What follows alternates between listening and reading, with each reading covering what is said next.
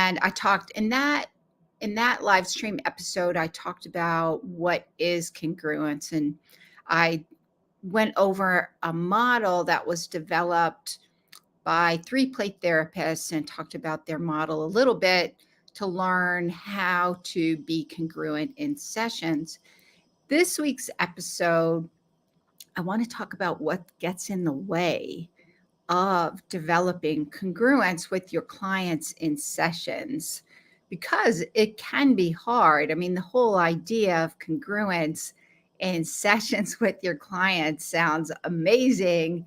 And it is amazing when we're able to get to that state of being congruent in sessions with clients. And it can be challenging, especially in the beginning, when you feel like you don't know what you're doing because you're just learning play therapy. And so developing congruence in sessions can feel like a daunting task for play therapists.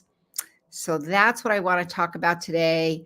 What are barriers to developing or to being congruent in sessions with your clients? I'll give just a kind of a brief overview of congruence. I don't want to go into it too much because I covered that in a previous live stream episode 2 weeks ago. Last week, if you missed last week's live stream episode, I had a guest, a really amazing guest. If you are a play therapist, and I would highly recommend, even if you're a child and adolescent therapist, I would highly recommend watching that episode to learn a little bit more about Child Nexus, which is a program started by Dr. Karen Wilson, who is a clinical psychologist. As a child and adolescent therapist of 30 years, I would have loved to have had a community like this to refer parents to, or even when I was brand new in child and adolescent therapy, probably would have been a good resource for me to learn about some of the other things that might be going on with my clients. So the last 2 episodes were really good. Make sure you check those out. This week, I want to talk about barriers to congruence. So let's get started. I'd love to know who's here. So for those of you watching live, please feel free to post your name in the comments, where you're from, what population you work with. Are you using play therapy? What model are you using in play therapy? I would love to know who's here. So I'm Kathy Spooner. I'm a licensed clinical social worker and a registered play therapist supervisor here in the United States. And I have been in the mental health field working with children, adolescents, and families for the last 30 years. And so a lot of what the live stream episodes are about is really taking my 30 years of experience and helping the next generation of play therapists kind of find your way, and sharing my knowledge with you about that. I'm going to talk a little bit at the end about my Play Therapy Academy. If you're interested in that, probably want to hang out till the end so you can learn how to use play therapy effectively and confidently. In that, I share these live streams every week. And it's really hard to take the information and apply it client by client by client in real time. So Play Therapy Academy is a way to provide that support to help you learn how to take what you're learning in trainings, and even my live stream episodes and podcasts, and implement that in real time with your clients, so you develop the skills to help you feel confident that you can get the change for your clients, and feel confident that you're able to help your clients overcome whatever challenges they're experiencing. So I go live every week on my YouTube channel and in my Facebook group, Play and Expressive Arts Therapy Playground. If you're interested in that, it's for child and adolescent therapists who are using play and expressive arts with your young clients. Hop over to, and if you're on Facebook, hop on over there and join my group. You do have to answer all of the questions, though, in order to get admitted. And then I also live stream into my LinkedIn channel, and then simultaneously I live stream into my Instagram channel. So first of all, for today, basically congruence is getting to that state of being in the play therapy sessions where your internal emotions and experiences line up with your external expression and your ability to be in that state of congruence within yourself, and then also your ability to maintain a state of congruence with your clients in the session, and providing that free and protected space, so to speak, in play therapy, where you are maintaining unconditional positive regard and empathy, and that requires some self-awareness to understand what's going on. So let's see who's here today. Hey there, Steph. Good morning. So first and foremost, what are some barriers that get in the way of maintaining congruence? Well, what we know is nobody can maintain congruence all of the time, 100% of the time. That's just not a possibility. And in the beginning, especially in the beginning, when you're learning play therapy, it's really hard to maintain a state of congruence with your clients session after session after session, day after day after day, especially when you're just learning and you're not sure what you're doing. And this is one of the reasons that I started Play Therapy Academy, because what I was noticing is really play therapists needed a little more structure. So I included in there not only some trainings, but we also have case presentations. So everybody's always going to be presenting a case, ahead of time. I always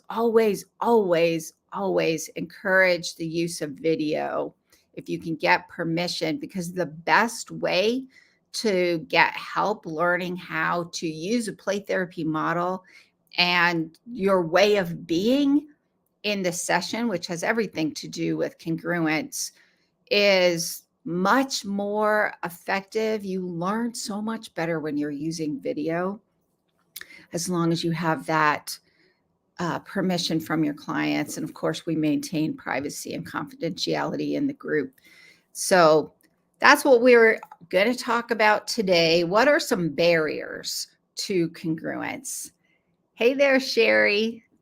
So Sherry's in my Play Therapy Academy as well. So welcome, Sherry. So first barrier has a lot to do with imposter syndrome. So if you're new to the mental health field, if you're new to working with children and adolescents, if you're new to using play therapy, then the likelihood you are struggling with imposter syndrome is very high, because you're just learning. So what is imposter syndrome? Basically, imposter syndrome, if you have it, these will definitely resonate with you. It's really lacking that confidence that you have the ability to help your clients. And lacking that ability is going to imposter syndrome, because it causes you to doubt yourself and doubt your abilities. This lack of confidence is going to create a sense of incongruence in the session, because you're going to be worrying, am I doing right? Am I letting my client down? You're listening to your inner critic tell you that you're terrible and you're doing a terrible job, which causes you to believe that you're not doing things right. And in fact, you could be harming your clients and not helping them get the change that they need, get that healing, which is of course why you got into the field in the first place. So imposter syndrome is really horrible in the beginning because you want to help your clients, you want to help them get better and heal, and yet your inner critic is telling you that you're not doing a good job, and in fact, you're terrible. And this may end up causing you to avoid having conversations that need to be had in the sessions with, and this, depending on what model you're using, this comes up when you're working with parents. So, imposter syndrome with parents is usually much, much higher than it is when you're in sessions with the kids. And because of your imposter syndrome, there's a good likelihood that you're not really having the conversations with parents to help parents and support parents in the change process as that are needed. So the thing that you want to keep in mind is nobody is perfect. And when you're in the learning process, this is why you get support. This is why you get into consultation or supervision so that you have another more seasoned professional helping you know what to do in the sessions. You don't have to do it alone. In fact, here in the United States, while you're in the licensing process, meaning you are learning under the supervision of another more seasoned person, you're learning how to do the documentation, you're learning how to use different theoretical models, you're learning what to do when you hit challenging spots in the change process. And this is true for play therapy as well. Like I'm a licensed clinical social worker here in the United States. I'm also a registered play therapist supervisor. I was introduced to play therapy back in the late 1980s, and then it took me a while to get some actual training and supervision myself. And I will tell you the difference in my confidence and in my abilities once I found a play therapy supervisor, AKA also known as consultant. My skills and abilities dramatically improved. It was such a game changer for me because I had somebody helping me through my imposter syndrome and learning the skills, and it gave me the confidence because I had another person helping me out. And I would say in Play Therapy Academy, I don't know, Sherry and Steph, what you guys would say.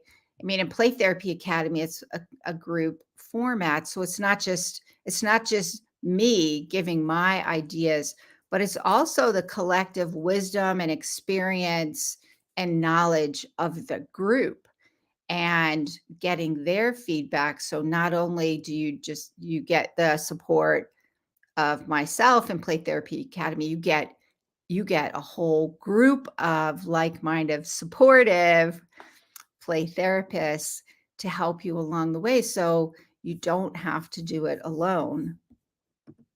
So let's say Facebook user says, OMG, harming them so resonates. That's my biggest fear in this. I sit in that chair thinking, I'm not helping them. Why am I treating them like a guinea pig so I can learn? I need to send this. Yes. Yep, that's exactly true. And here's the thing, we all feel that way in the beginning. All of us feel that way in the beginning. And one of the things, this is years and years ago, and when I was also going through play therapy supervision with somebody else.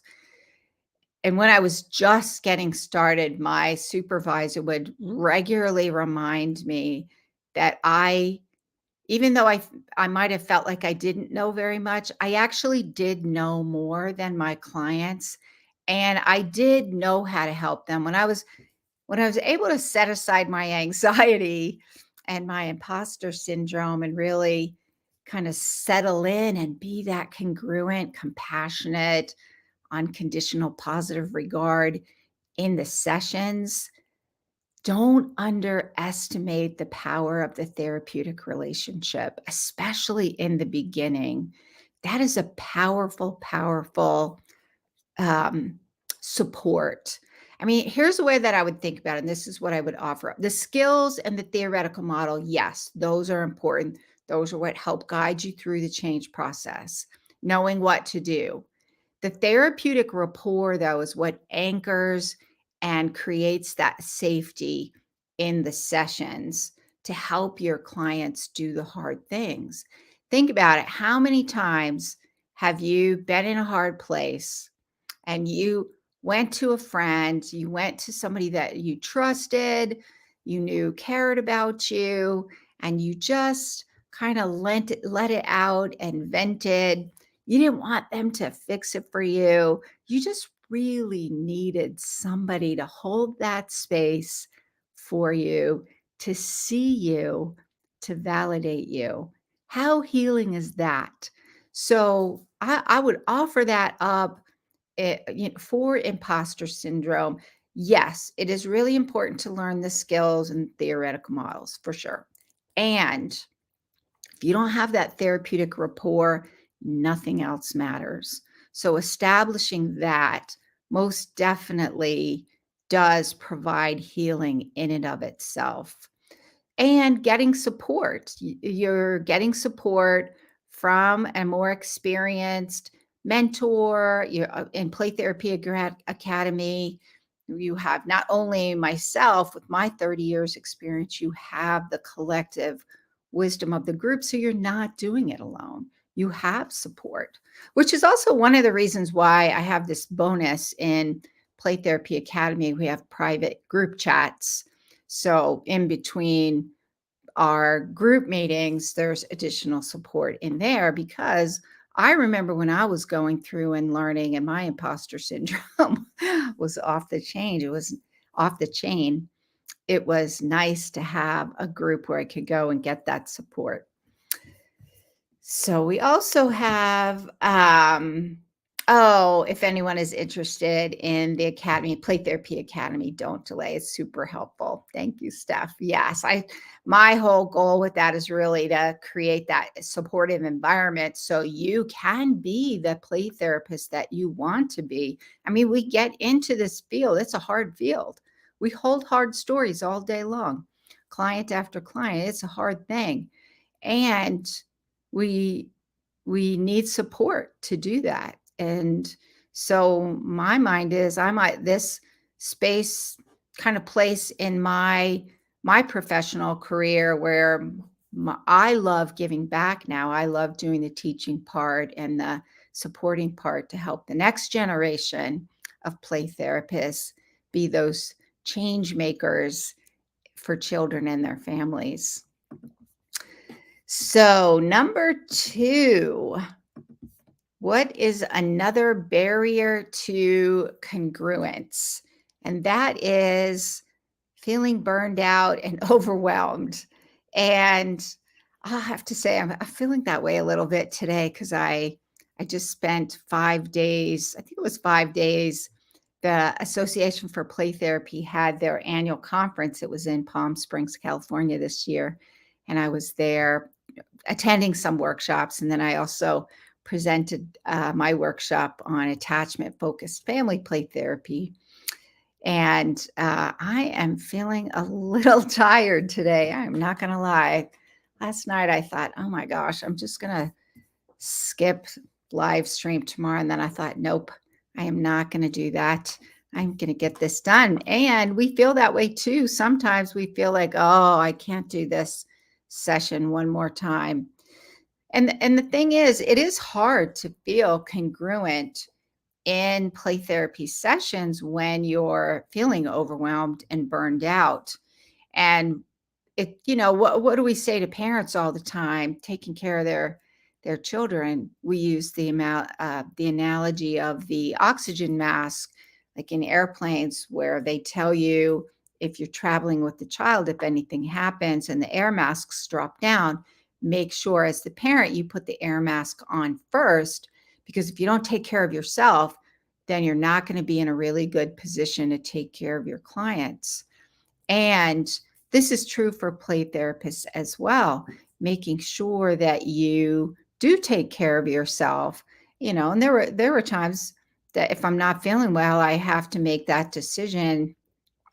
Should I cancel? I hate canceling on my clients, and I'm really not feeling well. And how good am I going to be if I don't take care of myself? Or just making sure you take some time off. And when you have downtime, what are you doing to kind of um, fill your buckets back up, so to speak? And, outside of, we do have a life outside of the playroom. We usually have our own families, or we're working towards other things, or have our families and maybe working towards licensing, or having families and things are, going through challenging times ourselves, making sure you take care of yourself. Even most of us in the mental health profession, most of us have gone to counseling ourselves because it's hard to help others through challenges when we really haven't helped ourselves through those processes. I love therapy because in therapy, it is all about me. And I get somebody to provide support to me. So, and then I'm in a better position to go out and help others. So, that feeling burned out and overwhelmed can definitely interfere with your ability to be congruent. Another thing that can get in the way is really lacking self-awareness. If you haven't really learned how to tune into yourself and figure out what's going on internally for you, and recognizing what your experiences are and how they feel in your body and in your head, then it'll be challenging to develop that congruence with your clients. It's also hard to be congruent in sessions if you don't have that self-awareness, which means you're not able to recognize, oh, is this getting activated in me? Or is this getting activated in my client? Like, what's me and what's my client? So really learning how to tune into ourselves and get that self-awareness when things happen in the sessions, and you'll have a better sense of what is going on. And that really does require the ability to be still, be mindfully present in the session so you can tune in to yourself and your clients, and then recognize when you're in a congruent state with your clients and when you're not in a congruent state. Which brings me to the fourth thing. This is related to the lacking self-awareness as a barrier. Then if you're lacking that self-awareness, then it's really going to be hard to do your decision making. It may end up being some poor decision making abilities in the session. So when you're not recognizing what's happening in your sessions with your clients, then it's difficult to figure out what to do in that moment. And that clinical decision making in the session is really going to be based on your theoretical model. So, yes, the theoretical model and how it's applied in the sessions does matter. And then it's wrapped up in that therapeutic rapport. And congruence has everything to do with your ability, your therapeutic use of self in sessions. How are you allowing yourself to be used in a healing way to create that corrective experience, so to speak, for your clients in their sessions? And when you're lacking that self-awareness, then it's gonna increase the likelihood that your clinical decision making within those sessions is going to be impaired as well. And knowing what needs to happen then to maintain congruence in that session. And when you're not sure of what's your internal experience for versus what is your client's, And let's say, for example, you're really like you have some really negative feelings coming up in your sessions towards your client. It's going to be hard to maintain that unconditional positive regard in your sessions and have that empathy when you have this kind of this angst going on inside that's negative. And then if you're not really recognizing and understanding what that is, and it can really negatively impact your decision making about what to do with that. And depending on your theoretical model will determine what you do with that and how you do it. Um, and then being congruent in sessions means you're focusing on figuring out what to do with that information. What am I going to do with this information in the moment so that I can be congruent and maintain congruent? Because the likelihood you're going to go in and out of congruence with your client during the session is very high. And then the more burned out and overwhelmed you are, the more your imposter syndrome is just getting in your head, the harder it will be to be congruent. And it's going to influence things like setting limits. Like, how do I set a limit? Do I set a limit? um, Sharing your emotions or experiences with your clients to serve them. Sometimes being congruent means that we share in the moment how we're feeling, what's coming up for us in the session. But the purpose is, self disclosure. It's all about, is this going to benefit my clients? So if I'm not aware, if my self-awareness isn't that great, and maybe it's negatively influencing my decision making, then it'll make it hard for me to figure that out. And then how are you responding? Congruence also takes a lot of attunement. You have to tune into your client, and then that attunement that we know from the work of Daniel Siegel, he coined the term resonant circuits, which is basically we are physiologically tuned in to one another, even on a physiological level. We're tuned in, experiencing emotions of another. And what he talks about in his book, Mindsight, is that really you have to be able to understand what's me and what's not me.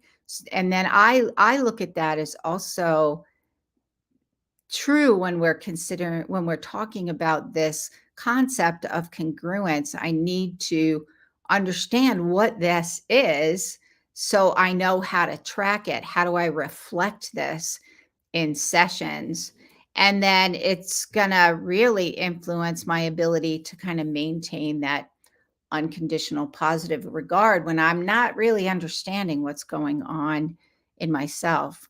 So to me, this is where it's really important to get that support to help you work through some of these challenges and figure out what that is.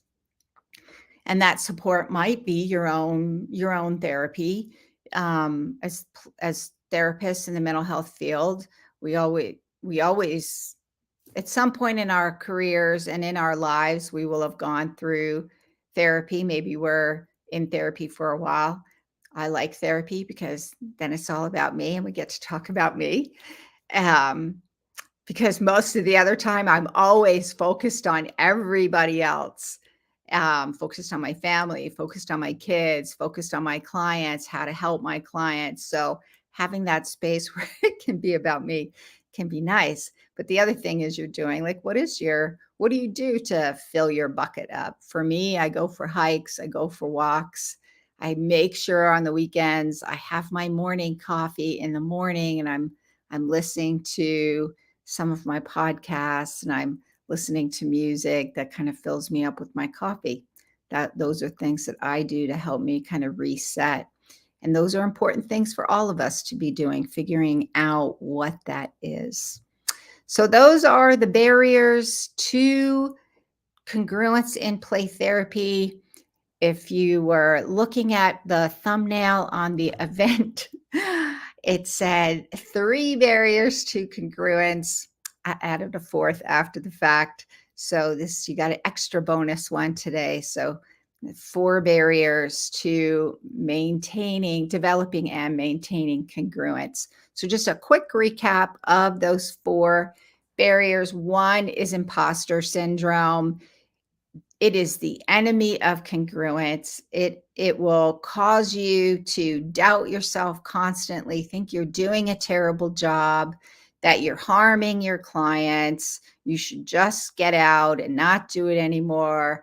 At any point in time, they're going to figure out that you're a big fraud, and that would be horrendous. And the reality is you're not. Um, and when you can set aside that imposter syndrome, then you can really settle in and develop and maintain that therapeutic rapport and get support, get supervision. I'm going to talk a little bit more about Play Therapy Academy at the end. I do have openings. I have like 2 openings in my Saturday group, and then I have a few openings in my Wednesday group. So if you're interested, you want to stick around, I'll tell you a little more about that. But get support, get help. You don't have to do it alone. The other thing is nobody can be congruent 100% of the time, every single session, client after client after client. We cannot be congruent in our lives. Like we're always, maybe we're more stressed out, maybe we're tired, maybe we're hungry, maybe we just kind of had a stressful thing happen. None of us can be congruent all of the time to maintain unconditional positive regard and empathy in our play therapy sessions. It's just not possible. We can't feel those feelings all the time with our family members. Like it's just not possible. And so the key though is, what do you need to do to get that self-care and that support? Because as play therapists, as mental health professionals, this is that therapeutic use of self where we open ourselves up to connect and be attuned to another person in the sessions, and we do that client after client after client. So doing that attunement, being open and receptive and authentic in our sessions can be challenging, and that's definitely where support can help out with that. The third thing is lacking self-awareness, like accessing your resonant circuits, understanding understanding what's coming up in sessions and what's going on. If you don't have that self-awareness, then it's going to be really hard to understand what's going on and how to respond. And you definitely want to make sure, however you're responding, it's in alignment with your theoretical model. Even if you're using an integrated approach, more eclectic in nature, you still, those interventions are rooted in a theoretical model. So you want to make sure whatever it is you're doing in the sessions, you're understanding where the roots of that are and kind of ground yourself in that while using yourself therapeutically in the sessions. And your self-awareness is going to help you figure out what you need to do and how you need to do it to maintain that authenticity and that unconditional positive regard and empathy in the sessions. And then the fourth barrier to congruence is really poor decision making. And that really comes out of pretty much all the things we just said. I just talked about the other 3 things, most especially though, that lack of self-awareness, because sometimes things will happen in sessions and something will get activated in you. If you're not sure what to do with that, because you're not really sure what's actually going on, you are not really fully internally connected to yourself, then it's going to be hard to know how to respond and what to do in the sessions using your theoretical model. So it's really important to get that support to help you make sure that you have that self-awareness and you understand what's going on, as well as getting the support you need to overcome your imposter syndrome, and then also taking care of yourself so that you're not, when you do feel overwhelmed and a little burned out, you know what you need to do in order to take care of yourself. So those are the four things, four barriers to developing and maintaining congruence in the sessions to maintain unconditional positive regard and empathy. So if you're interested in Play Therapy Academy, I do have openings. My virtual assistant, Brill, he also goes by Dom. So in the comments, you'll see it's Dom. He'll post in the comments a link to find out more about Play Therapy Academy. You can pop over to my website. My website is rhplaytherapytraining.com. If you're interested in Play Therapy Academy, then click on the Supervision tab, and you can learn more about Play Therapy Academy. We'll also post in the comments, we'll post a link to schedule a free 30-minute video if you really want to talk about how Play Therapy Academy can support you and help you. Then feel free to schedule a free 30-minute video call with me. That way we can talk about what it is. I can answer your questions. I can tell you what it is and what it isn't, and how it can support you in the work that you're doing with children, adolescents, and families using play therapy. In addition, so in Play Therapy Academy, we meet twice a month. We do case presentations so that you get some dedicated time. You also have the support of the group. It's not just my 30 years of experience in the mental health field. You get the collective wisdom, resources, and knowledge of the other people in the group. Plus, you also get their support. And I find that's one of the most beneficial things, is getting some support from your colleagues. In addition to the twice a month group consultation meetings that we do online, it's an online program. I have some online self-paced courses in the platform. So foundations in play therapy, getting grounded in play therapy case conceptualization, getting grounded in play therapy treatment planning. I'm getting ready right now. I'm in the process of creating the next course in the series, which is getting grounded in play therapy progress notes. And then I'll also do a training. I'll have a training in there on working with parents and partnering with parents and how to do that effectively. So in my mind, that kind of gives you a really good grounding in some of the basics. And then we use the play therapy consultation meetings to learn how to apply your play therapy model and use that case conceptualization so you can do your treatment planning, all those kind of foundational things that you need to do in order to be in the mental health field. And then we have some other bonuses, like we have a private group chat in between our meetings, so you can get support in meetings. And I also do some other discounts. So if you're interested in Play Therapy Academy, click on the link. The links are posted in the comments. Click on those. Head over to my website, rhplaytherapytraining.com. If you click on the supervision page, then you can learn more about it. There's also a link there to schedule that 30-minute meeting. Also, if maybe you don't need the group consultation, maybe you just need the courses. Those are available kind of a la carte, so to speak.